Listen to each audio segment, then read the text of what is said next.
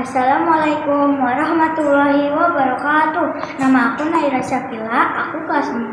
Aku ingin mengulas buku berjudul Legenda Bukit Perak. Penulis Rizky Amanik, penyunting Sri Kusuma Winahyu, ilustrator ELG, diterbitkan oleh Badan Pengembangan dan Pembinaan Bahasa pada tahun 2016. Cerita ini dari cerita rakyat Jambi.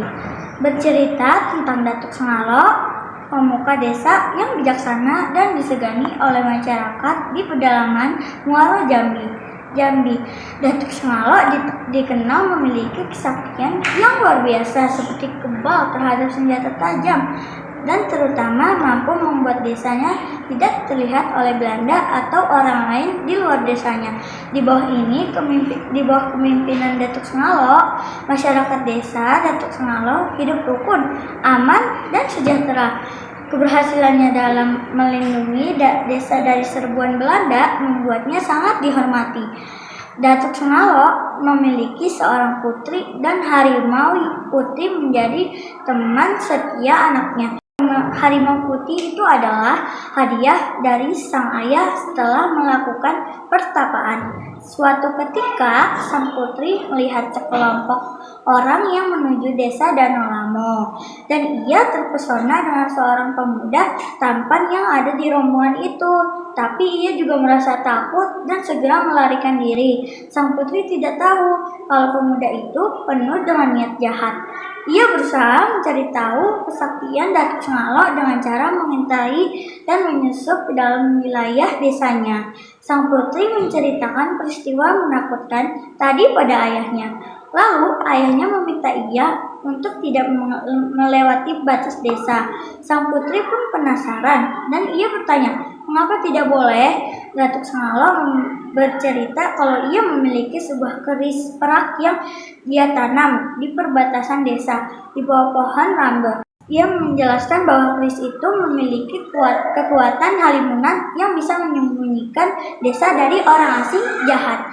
Di sisi lain, ada seorang datuk dari desa Danau Lamo yang tidak senang dengan keberhasilan Datuk Sengalo. Datuk Danau Lamo merasa iri dengan kesaktian Datuk Sengalo. Ia memiliki rencana jahat untuk merebut kesaktian Datuk Sengalo. Ia mengetahui kalau Datuk Sengalo memiliki putri yang cantik. Lalu ia memerintahkan anaknya untuk mendekati sang putri dan mencari tahu kesaktian Datuk Sengalo. Suatu hari, kecerobohan sang putri menyebabkan masalah besar. Dia makan terlalu banyak buah rambe dan tanpa sadar menelan biji yang besar yang membuatnya tercekik. Lalu ia pingsan di luar batas desa. Sang putri pun ditemukan oleh pemuda dari desa lain. Pemuda ini adalah Datuk Danau Lamo.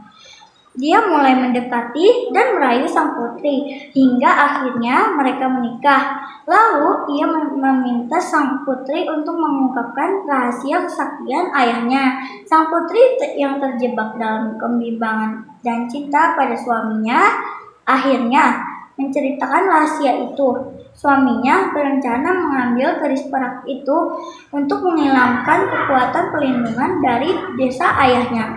Dia bersama pasukannya segera pergi ke desa untuk mengambil keris itu di bawah pohon rambe. Tapi sang keris itu tidak bisa dipegang oleh siapapun selain Datuk Sengalo. Ia pun memutuskan untuk memanggil ayahnya, Datuk Danau Lamo. Ia percaya ayahnya bisa mengambil keris tersebut. Danau Lamo pun berhasil meraih keris itu. Sang putri sangat menyesal karena telah mengkhianati ayahnya. Mengetahui keris itu sudah diambil, desa pun dalam bahaya karena terlihat oleh orang asing. Datuk Sengalo bersama warga desa segera membuat rencana pertahanan dengan membuat bukit di tengah desa. Keesokan harinya, pasukan Datuk Danau Lamo bersama Belanda datang untuk menyerang desa. Mereka tidak menemukan siapa-siapa selain bukit itu. Datuk Danau Lamo yakin Datuk Sengalo dan seluruh masyarakat ada di dalam bukit itu. Mereka pun berusaha menggali bukit itu untuk masuk ke dalam. rencana Datuk Sengalo berhasil dan mereka akhirnya membuka pintu jebakan yang mengakibatkan ledakan besar. Karena ledakan besar itu, Krispera jatuh ke dalam bukit dan kembali menjadi miliki Datuk Sengalo. Datuk Sengalo dan warganya kembali aman hidup di dalam desa Halimunan. Kini bukit itu dikenal sebagai Bukit Sengalo. Pendapatku tentang buku ini adalah seru, menyenangkan, dan tidak membosankan.